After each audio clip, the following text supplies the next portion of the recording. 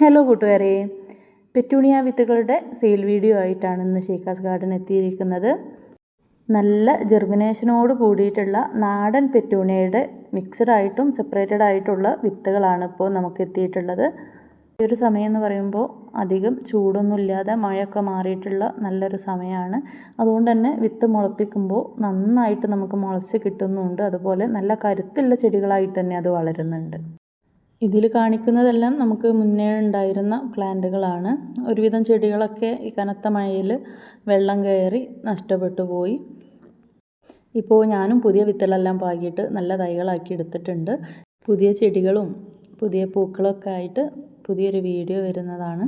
Petunia വിത്തുകൾ ചിലർക്കൊക്കെ പാകി മുളപ്പിച്ചെടുക്കാനും അതുപോലെ വളർത്തിയെടുക്കാനൊക്കെ ബുദ്ധിമുട്ടുള്ളവരെല്ലാം ഉണ്ട്. അത് കാരണം എന്തെന്ന് വെച്ചാൽ വളരെ ചെറിയ വിത്തുകളാണല്ലോ ഈ പെറ്റൂണിയൊക്കെ വരുന്നത്. അപ്പോൾ അത് മുളച്ച് വന്നു കഴിഞ്ഞാലും പിന്നെ അതിങ്ങനെ ചെരിഞ്ഞ് പോയി മണ്ണിലഴുകി പോകുന്നൊരു സംഭവം വരാറുണ്ട് ചില സമയങ്ങളിലൊക്കെ. അത് മണ്ണിൻ്റെ pH ലെവലൊക്കെ കറക്റ്റ് ആവാത്തത് കൊണ്ടുള്ള ഒരു പ്രശ്നമാണ്.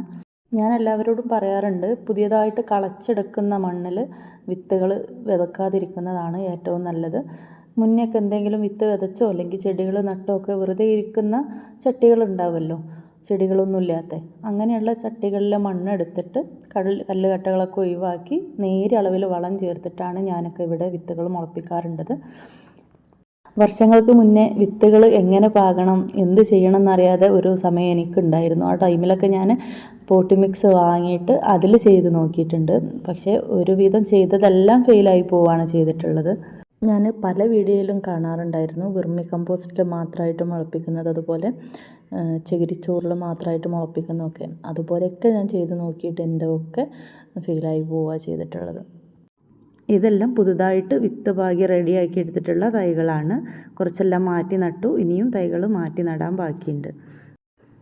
ഈ തൈകളെല്ലാം മാറ്റി നട്ടിട്ടുള്ളത് മണ്ണും മണലെല്ലാം ചേർന്നിട്ടുള്ള വെള്ളം ഒഴിച്ച് കൊടുത്താൽ നന്നായിട്ട് നീർവാർച്ചയുള്ള മണ്ണിലാണ് കേട്ടോ. അല്പം മാത്രമാണ് വളം ചേർത്ത് കൊടുത്തിട്ടുള്ളത്. അപ്പോൾ നമുക്ക് പുതുതായിട്ട് സെയിലിന് റെഡി ആയിട്ടുള്ള വിത്തുകളെ പരിചയപ്പെടാം. ആദ്യമായിട്ട് പെറ്റൂണിയ NC മിക്സ്, അതായത് പെറ്റൂണിയ നാന കോമ്പാക്റ്റ മിക്സ്, നാടൻ വെറൈറ്റിയിൽ വിടുന്ന ഒരു ഐറ്റമാണിത്. ഒരു 5-6 കളറുകളിലാണ് ഈ ഒരു മിക്സ് വരുന്നത്.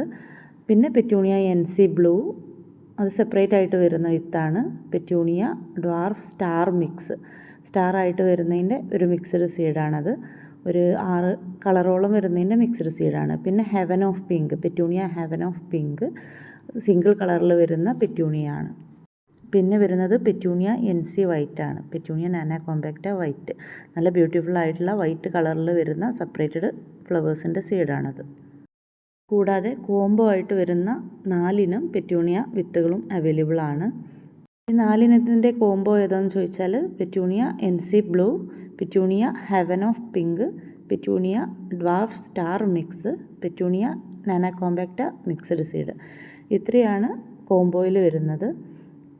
110 രൂപയാണ് ഈ ഐറ്റത്തിൻ്റെ കോംബോക്ക് വരുന്നത്. ഇതുകൂടാതെ പെറ്റൂണിയയുടെ NC സ്കാർലറ്റ് റെഡിൻ്റെ സീഡ്സും ഇപ്പോൾ അവൈലബിൾ ആണ്. പെറ്റൂണിയ വിത്തുകൾ എങ്ങനെ ഈസിയായി പാകി മുളപ്പിക്കാം, എങ്ങനെ ചെടികൾ മാറ്റി നടാം എന്നുള്ളതൊക്കെ അടങ്ങിയിട്ടുള്ള പുതിയ വീഡിയോ ഉടൻ തന്നെ ചാനലിൽ വരുന്നതാണ്. അപ്പോൾ പെറ്റൂണിയ വിത്തുകൾ ആവശ്യമുള്ളവരൊക്കെ പെട്ടെന്ന് തന്നെ നമ്മുടെ വാട്സപ്പിൽ വന്നോളൂ. മറ്റൊരു വീഡിയോയുമായി നമുക്ക് വീണ്ടും കാണാം.